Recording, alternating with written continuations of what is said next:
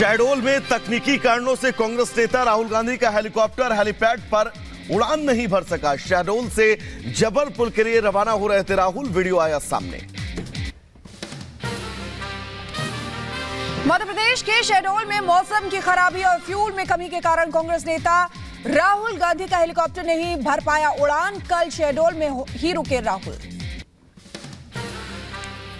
के हेलीकॉप्टर के ईंधन कम होने को लेकर मध्य प्रदेश के पूर्व मुख्यमंत्री शिवराज सिंह चौहान ने ली चुटकी। बीजेपी के कार्यकर्ताओं का जिक्र करते हुए कहा, एक तरफ बीजेपी के कार्यकर्ता हैं तो दूसरी तरफ राहुल हैं जिनका हेलीकॉप्टर ही नहीं उड़ा। कांग्रेस पर हमला बोलते हुए शिवराज ने कहा, सिर्फ हेलीकॉप्टर का ही नहीं बल्कि कांग्रेस का भी ईंधन खत्म है, इसीलिए अब कांग्रेस नहीं कर पा रही है टेक ऑफ।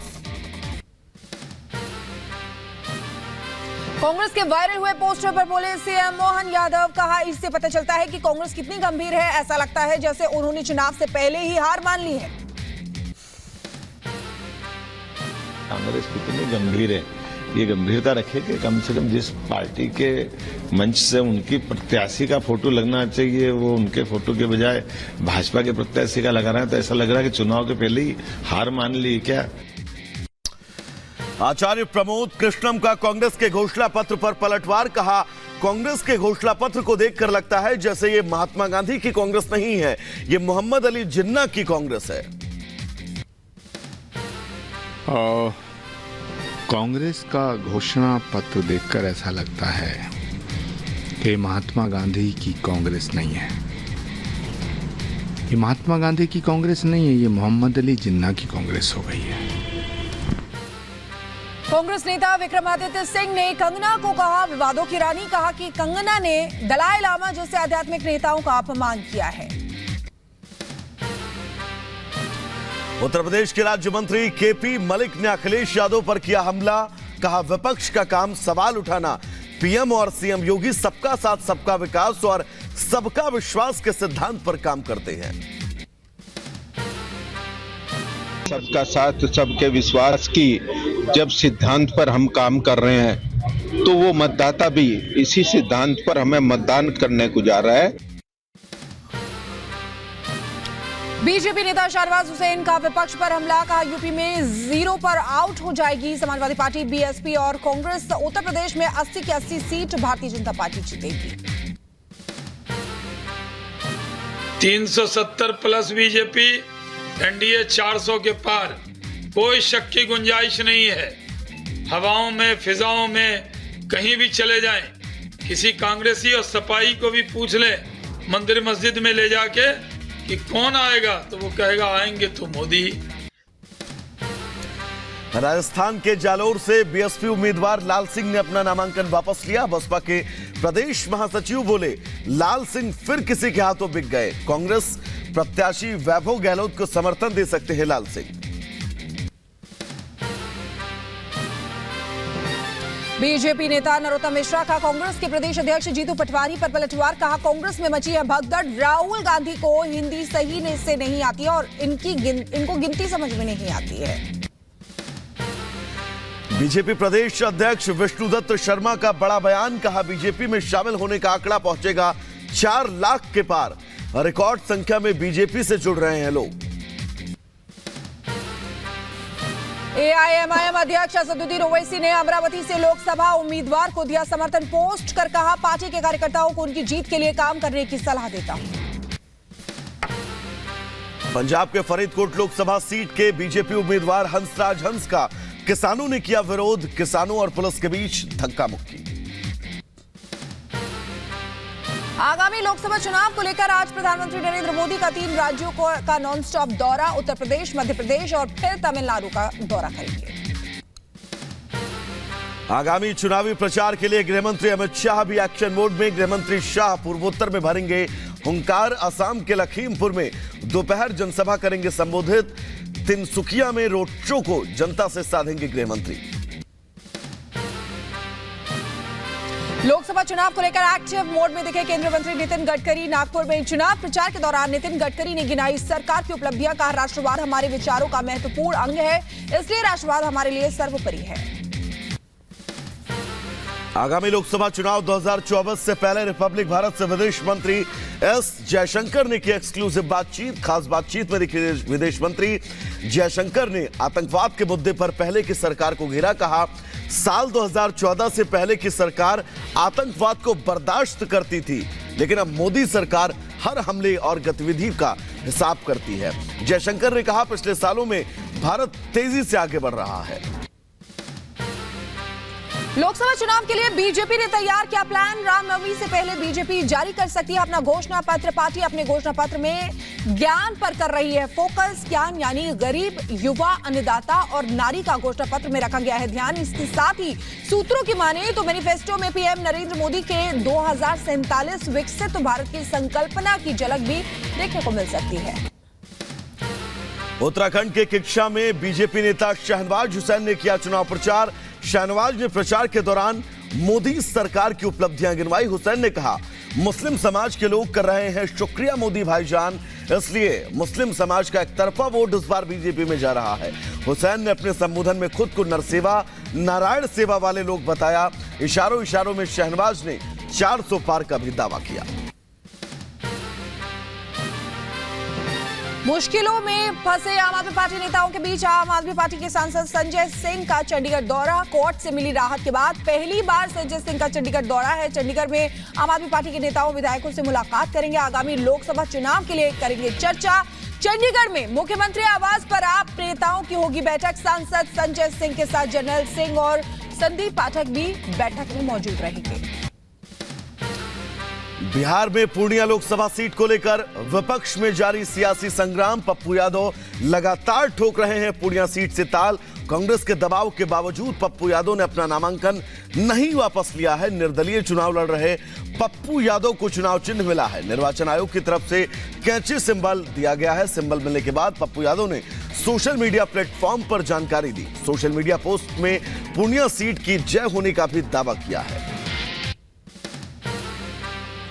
चुनाव को लेकर एक्शन मोड में यूपी पुलिस। कानपुर में भी पुलिस प्रशासन अलर्ट मोड पर है। चेकिंग अभियान के दौरान पुलिस प्रशासन ने कार से बरामद किए 50 लाख रुपए कैश के साथ। पुलिस टीम ने कार चालक को भी हिरासत में लिया है। पुलिस कैश की जानकारी के लिए कार चालक से पूछताछ कर रही है।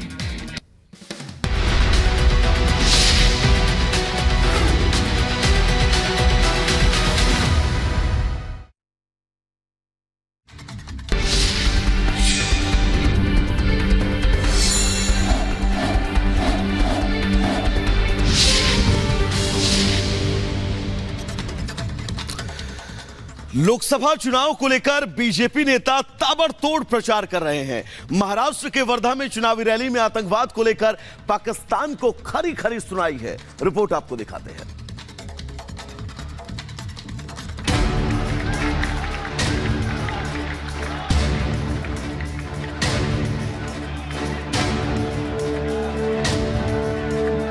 वर्धा में योगी ने उड़ा दिया गर्दा। आतंकवाद पर प्रहार तगड़ा। पाकिस्तान के अंदर घुस करके इसका काम तमाम करके 400 पार में सहयोगी फिर से आएंगे तो मोदी ही। यूपी के मुख्यमंत्री योगी आदित्यनाथ का डंका हर जगह बजता है। योगी बीजेपी के फायर ब्रांड नेता है। योगी जहां जाते हैं वहां छा जाते हैं, अलग अंदाज में जाते हैं, जनता को अपनी तरफ आकर्षित कर लेते हैं। आतंकवाद एक समस्या है और इस समस्या का समाधान कोई है तो भारत है। और यही वजह है कि चुनाव के दौरान हर राज्य में योगी आदित्यनाथ की डिमांड बढ़ जाती है। अपने गले में तख्ती लटका करके घूम रहे हैं, कह रहे हैं कि भैया जिंदगी भर ठेला लगा करके पेट भर लूंगा, लेकिन अब कुछ गलत काम नहीं करूंगा, एक बार जान बख्श दो बस। 2024 लोकसभा चुनाव में यूपी के सीएम योगी की मांग उत्तर प्रदेश के अलावा दूसरे राज्यों में भी फुल ऑन है। यूपी समेत योगी की लोकप्रियता देश के दूसरे राज्यों में भी जबरदस्त देखने को मिल रही है। आतंकवादियों का राम नाम सत्य है, होना चाहिए ना। और ये केवल भारत ही कर सकता है। हम उसको वहां पहुंचाते जहां पहुंचना चाहिए। सीएम योगी के आक्रामक अंदाज का लोगों में काफी क्रेज है। योगी को सुनने और देखने के लिए लाखों की तादाद में लोग पहुंचते हैं और इसका प्रमाण आपके सामने है। जब महाराष्ट्र के वर्धा में योगी आदित्यनाथ बीजेपी की चुनावी रैली को संबोधित करने पहुंचे, वर्धा से योगी आदित्यनाथ ने पड़ोसी मुल्क पाकिस्तान की जमकर क्लास लगाई। वर्धा की जमीन से पाकिस्तान को खरी खरी सुनाई। आतंकवाद के प्रायोजक पाकिस्तान को योगी ने जमकर घेरा और कहा कि आज प्रधानमंत्री मोदी के कार्यकाल में भारत की सीमाएं सुरक्षित हैं। पहले आतंकवादी देश के अंदर घुसते थे, सरकारें आंखें बंद कर लेती थी। अब ऐसा नहीं होता। पाकिस्तान डरता है कि अगर कोई हरकत की तो मोदी घुस कर मारेंगे। देश के अंदर आतंकवादी गिरोह कोई आतंकी वारदात करने का दुस्साहस भी नहीं कर सकता कि कहीं कोई घटना अगर स्थानीय स्तर पर कोई पटाखा विस्फोट हो जाए तो पाकिस्तान पहले सफाई देता कि नहीं हमारा हाथ नहीं है, और नहीं तो पहले पाकिस्तान सीना तान के बोलता था। आज उसको मालूम है अगर वो करेगा तो मोदी जी का नेतृत्व में जो सरकार है ना, ये पाकिस्तान के अंदर घुस करके ही उनका काम तमाम कर देगी। दुनिया ने भी आतंकवाद पर बोलते हुए योगी ने कहा कि पाकिस्तान के अंदर 20 दुर्दांत आतंकवादी मारे गए। पाकिस्तान इसका शक भारत पर जता रहा है। योगी ने कहा कि दुनिया ये बात स्वीकार कर चुकी है कि पाकिस्तान के अंदर भी अब आतंकी सुरक्षित नहीं है। भारत की इस लड़ाई में दुनिया साथ खड़ी है। वर्धा में गरजते हुए योगी यही नहीं रुके। योगी बोले, भारत में आतंकवाद की सबसे बड़ी जड़ कश्मीर से 370 को खत्म कर दिया गया। जो काम 1952 से 2014 तक नहीं हुआ था, वो पीएम मोदी ने एक झटके में कर दिया। और भारत के अंदर आतंकवाद की जो सबसे बड़ी जड़ थी वो थी कश्मीर में धारा 370। हम एक ही नारा लगाते थे ना, एक देश में 2 प्रधान 2 विधान और 2 निशान नहीं चलेंगे। 1952 से लेकर के 2014 तक नहीं हो पाया वो काम। मोदी जी ने एक झटके में 370 समाप्त करके आतंकवाद की ताबूत में अंतिम कील ठोकने का काम भी किया।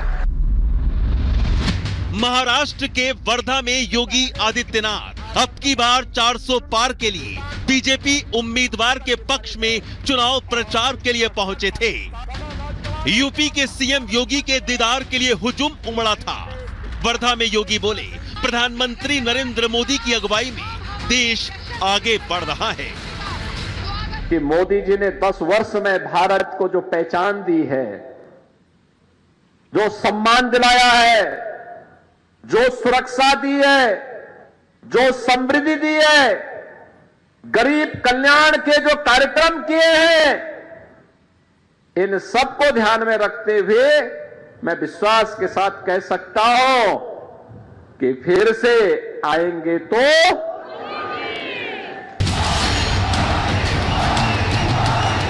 यूपी में जहां योगी आदित्यनाथ ने 80 में से 80 लोकसभा सीटें जीतने का दावा किया है, तो वहीं प्रधानमंत्री मोदी ने अब की बार 400 पार का नारा दिया है और मोदी की गारंटी को पूरा करने के लिए योगी उनके अहम सहयोगी हैं, जो प्रधानमंत्री मोदी की तीसरी पारी के लिए यूपी समेत दूसरे राज्यों में धुआंधार प्रचार कर रहे हैं। Bureau report, Republic Bharat.